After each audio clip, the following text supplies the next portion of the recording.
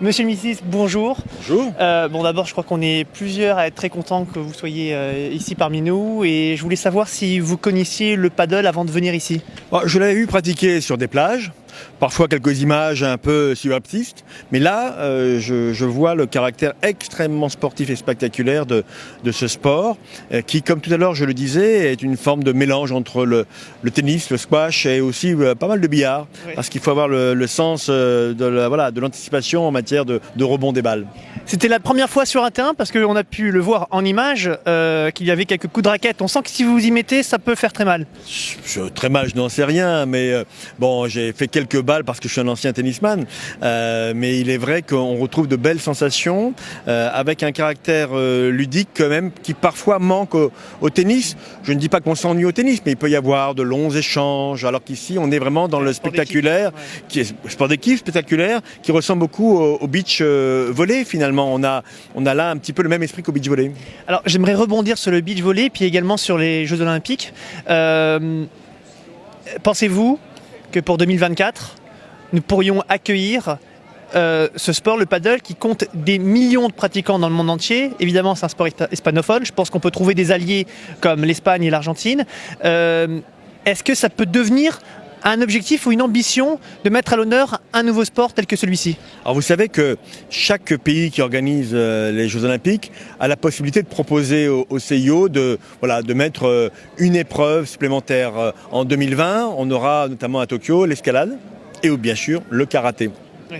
Donc si le paddle se développe bien, on pourrait imaginer que Paris propose dès 2024 l'inscription de ce sport. Je ne peux pas le préjuger par rapport au CIO. Puis je vais vous dire, il y a quand même une petite épreuve préalable, c'est d'avoir les Jeux Olympiques. C'est d'obtenir cette belle récompense au travers de notre candidature qui sera présentée, vous le savez, à Lima le 13 septembre 2017.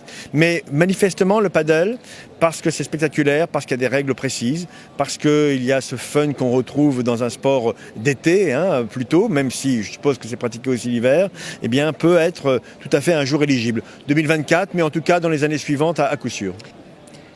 Aujourd'hui, il y a un certain nombre de questions qui peuvent se poser concernant la formation paddle. Vous le savez, la Fédération de tennis a intégré le paddle dans ses statuts. Elle représente aujourd'hui le paddle, mais on observe, vous avez pu le constater ici ou là, quelques joueurs qui se disent un peu frustrés parce qu'ils ont largement le niveau pour enseigner le paddle, et pourtant on leur demande d'apprendre d'abord à jouer au tennis avant d'enseigner le paddle.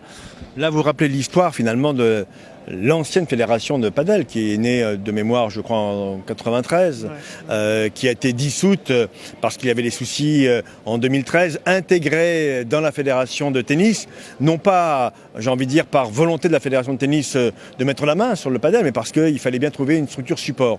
Cela veut dire que très concrètement, le développement du paddle passera aussi par l'autonomisation d'une fédération à venir. C'est un travail qui doit être mené avec les animateurs aujourd'hui du paddle en France, avec des conditions de sécurisation du fonctionnement de la fédération qui doivent être quand même érigées comme étant un principe absolu.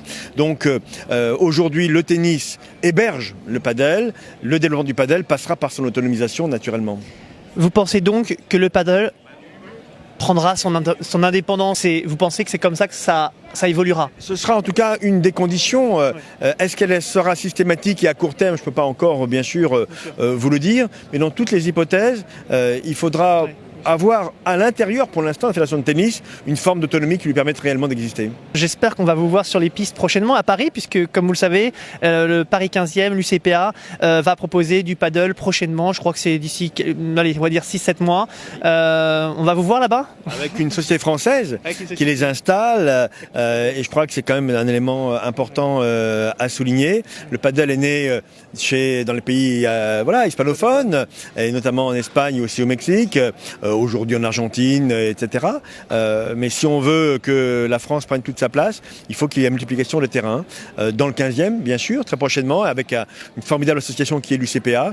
Mais aussi, je le disais tout à l'heure dans mon propos au moment de la remise des coupes, je crois que c'est un sport qui peut aussi intéresser les jeunes dans nos quartiers, parce que tout d'abord l'équipement est relativement facile à installer, et puis le caractère ludique peut permettre à des jeunes de s'intéresser à un sport de raquette, alors que le tennis est quand même un peu plus complexe sur le plan techniques. Donc voilà, tout est fait, tout est là pour que le paddle se développe dans notre pays.